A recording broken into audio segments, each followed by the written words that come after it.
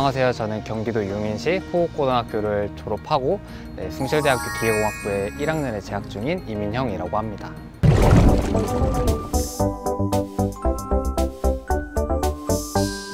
저는 1학년 때 건축가라는 꿈을 가지고 경기 꿈의 대학의 오토캐드라는 프로그램을 수행하게 됐는데요. 그 프로그램을 진행하면서 좀 더 디자인적 요소가 좀 강하다고 생각을 했습니다. 근데 제가 수학, 물리 이런 걸 공학적인 거를 굉장히 좋아해서 기계공학 그리고 로봇공학에 대해서 관심을 가져서 기계공학과에 지원하게 되었습니다.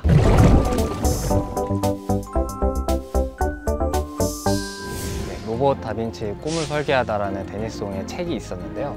그 책에서 가장 인상이 깊었던 게 이제 시각장애인을 위한 자동차를 개발하는 것이었는데요. 시각장애인용이라고 해서 자율주행 자동차가 아니라 시각장애인들이 직접 운전할 수 있도록 도로 위에 있는 시각 정보들을 비시각 정보들로 바꿨는데요. 예를 들어서 핸들의 진동이나 떨림을 가지고 이제 시각 정보를 비시각 정보로 바꿔주었고 이런 것들이 사실 인문학적 소양을 가지고 있어야 그런 아이디어가 나올 수 있다고 생각을 해서 저도 데니스 옹 같은 공학도가 되고 싶어서 고등학교 시절에 포스트 코로나나 시집 같은 다양한 분야의 책을 읽으려고 노력을 했었습니다.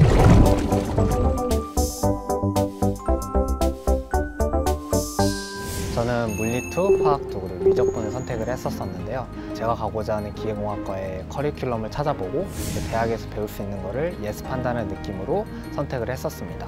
물리 시간에 배웠던 연력학이 자동차의 내연기관에 사용정에 쓰인다는 것을 알게 되었고, 미적분 시간에 배웠던 미분적분이 드론에 적용되어서 드론이 바람이 불 때 흔들리지 않도록 PID 제어에서도 쓰였다는 것을 알게 되었습니다.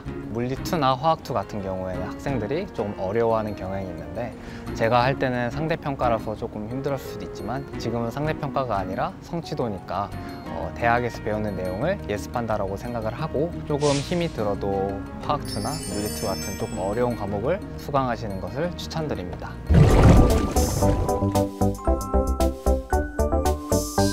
저는 기계공학 탐구 동아리를 만들었었는데요.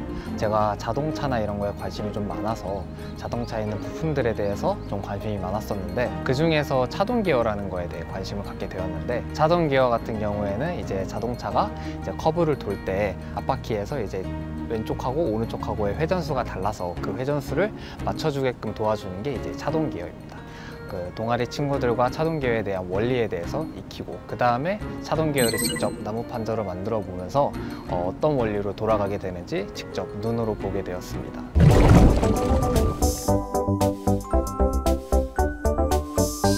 제가 했던 활동들 같은 경우에는 과목에서 했던 이론들을 가지고 좀 적용하는 활동들을 많이 했었는데요. 그러한 과정에 있어서 어떠한 노력이 들어갔고 어떻게 탐구를 진행하게 되었는지를 이제 자기소개서에 이제 녹여냈었고요. 면접 같은 경우에는 1번 문항 같은 경우에는 저는 수학을 좀 중요시를 해서 수학에서 했던 PID 제어를 이제 서술해 냈었고요. 2번 문항 같은 경우에는 동아리나 이제 학교 대회에서 했던 활동들을 주로 이렇게 서술을 했었고, 4번 문항 같은 경우에는 제 전공과 관련을 해서 중요했던 활동들을 이제 서술해 냈던 것 같습니다.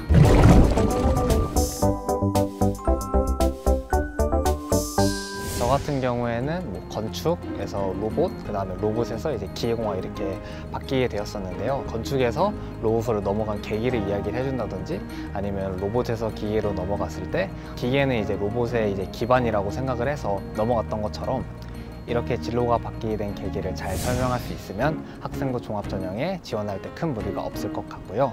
우리 고등학생 여러분들도 즐거운 학교 생활을 하면서 학생부 종합전형에도 지원해 보시길 바랍니다. 그리고 마지막으로 숭실대학교로도 오시는 것을 추천드립니다.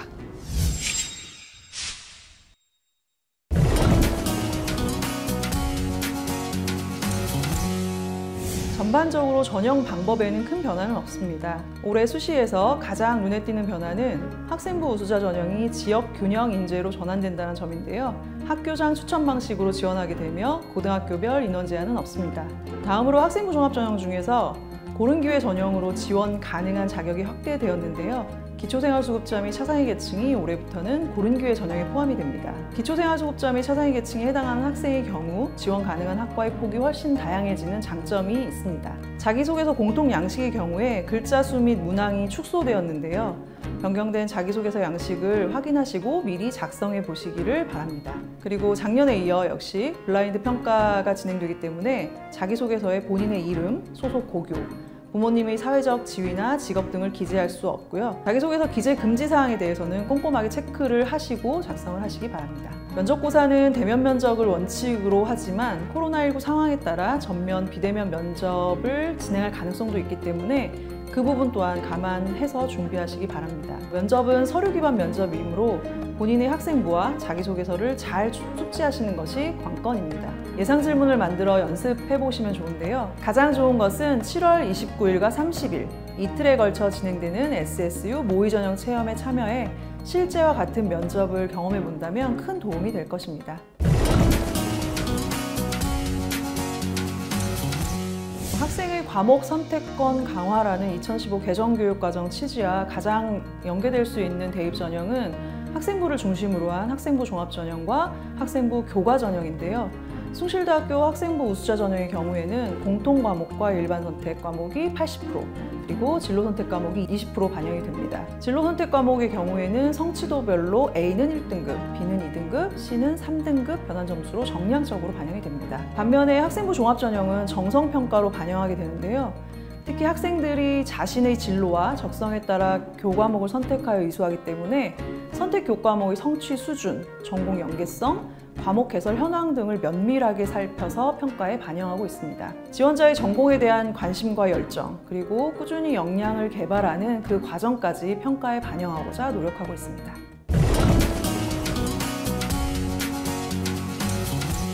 올해 숭실대학교의 비전은 숭실의 모든 학문은 AI로 통한다 입니다. 2021년 AI 융합 학부가 신설된 것을 시작으로 전 학과에서 AI 전공 융합 과목이 개설되고요. 국내 최초로 스마트 교육 AI 클라우드 캠퍼스와 학사 시스템을 구축합니다. 또한 AI 스타트업 인재 양성에도 힘쓰고자 합니다. 향후 5년간 AI 융합 분야 육성을 위해서 우수 교수 유치는 물론 시설 확충에 350억 원을 투자할 계획을 갖추고 미래를 위한 준비를 철저히 하고 있습니다. 코로나19 2년차의 어려움 속에서도 본인의 꿈을 향해 열심히 노력하고 있을 수험생 여러분, 숭실에서 여러분의 꿈을 마음껏 펼쳐보시기 바랍니다. 숭실대학교는 수험생 여러분을 응원합니다.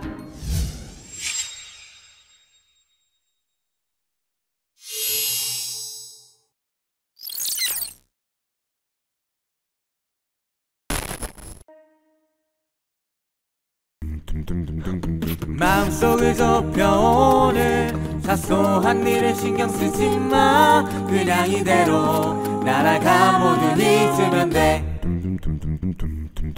어떻게 와와와와와 하루 끝까지 나을 수 있을까? 이렇게 와와와와와 여린 날개가 힘을 낼 수 있을까? 3, 2, 1, GO! 그래 그리 쉽지는 않겠지. 나를 허락해준 세상이란 손쉽게 다가오는 편하고도 감미로운 공간이 아냐. 그래도 날아오를 거야. 작은 날개짓의 꿈을 담아 조금만 기다려봐.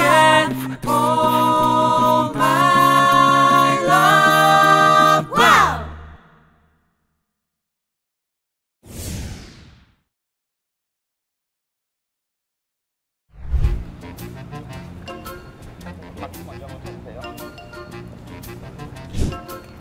사람에 대해서 공감할 수 있는